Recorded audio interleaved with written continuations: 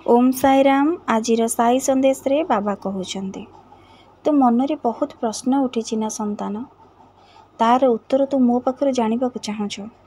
हेले संतान, समय को अपेक्षा कर, सबुर उत्तर तते मिल जिवो। तू तो मन को बहुत भावना रे रखुछु, सब बळे किछि ना किछि भाबुछु संतान। काहे भाबुछु तू संतान? समय अनुसार सब जिंस को छाड़ी दे, सबू ठीक ही हो जिवो। समय अनुसार तू किछि भाबिले कौन किछि करि परिबु संतान? सबू तो कर्म रे जहा अछि से ही घटिबो। सबू से भगवान को हाथ रे संतान, तो हाथ रे किछि नहीं। तेणु करी तू अन्यथा से कथा को भाबी बसी निज देह खराब करनी। तू निज देह खराब कले तोर क्षति होबो संतान। सबु बळे जहा घटी जाइछि ताकू सेठी ही छाड़ी दे। तू सबु बळे तो पारिवारिक संपर्क को नहीं बहुत चिंता रे रहुछु। तो ठारू किछि लोक दूरी जाइछन्ति किछि भूल बुझामणा पाई। तू तांको बुझिया को चेष्टा करूछु, हेले से बुझु नाहंती। हेले संतान, तू सेथि लागि जति सब बळे भावना रे रहिबो, तोर ही क्षति होबो संतान। किछि दिन पाई ताकू सेमति ही छाड़ी दे। तू जेते पछू पछू जीवो तो संपर्क सेते दूरी दूरी जीवो संतान। सेथि लागि ताकू सेठी ही छाड़ी दे। समय अनुसार सब ठीक हो जीवो संतान। आ तू तो कर्म रे आगे चल।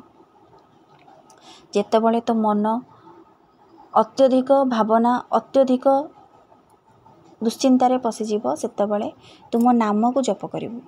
मोर साई नाम को सब बळे मन रे स्मरण करिवु। तोर मन शांत हब संतान।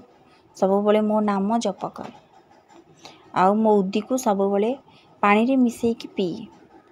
आउ प्रतिदिन मो साई सच्चरित पाठ करिवु। आउ मो साई नाम को सब बळे तो हृदय स्मरण करिवु। तू एही काम कर, धैर्य रख। आउ सब बळे समय हाथ रे सब जिंस छाड़ी दे।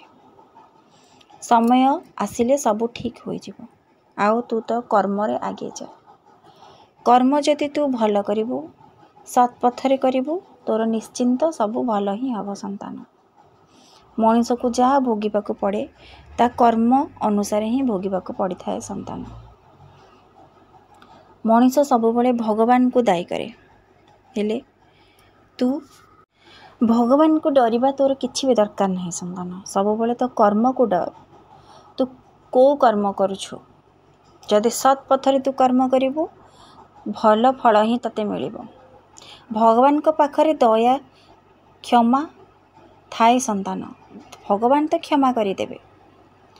तू जदि भगवान को दीपद गाली देबू, भगवान ता भक्त को क्षमा करि देबे। हेले कर्म केबे काकू क्षमा दिए नहीं संतान। तू जेमिति कर्म करिवु से फल निश्चिंत तते मिलिबो। तेणु करी तते मनीष विवेक बुद्धि देइछन्ति। तू सब बळे तू विवेक अनुसार ही चाल संतान। सब बळे निजे बुद्धि खटे काम कर। भगवान मनीष को सब जानिबार शक्ति देइछन्ति। तेणु करी केउटा भूल कोउटा ठीक सेटा को विचार करी तू भल काम ही कर। सत्य पथरे काम कर। आ सब बळे धर्म रे लिप्त होई कि रह। देखिबू तो जीवन रे जहाँ भी दुख कष्ट आसु सबू निमिषकरे दूर हेब। तोर किछि भी क्षति हेब नाही संतान। कारण जेउ भक्त मोर भल रास्ता रे थाए, सत् काम करे, सब बळे अन्य लोकंकर दुख सुख रे साथ दिए, मु ता हाथ केबे छाड़े नाही संतान। सेथि लागि सब बळे भल कर्म कर।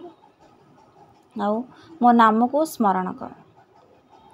तो निज कथा भी चिंता कर संतान। तो परिवार कथा भी चिंता कर। तते जेतिकी मिलुछि सेतिकी रे संतुष्ट हो।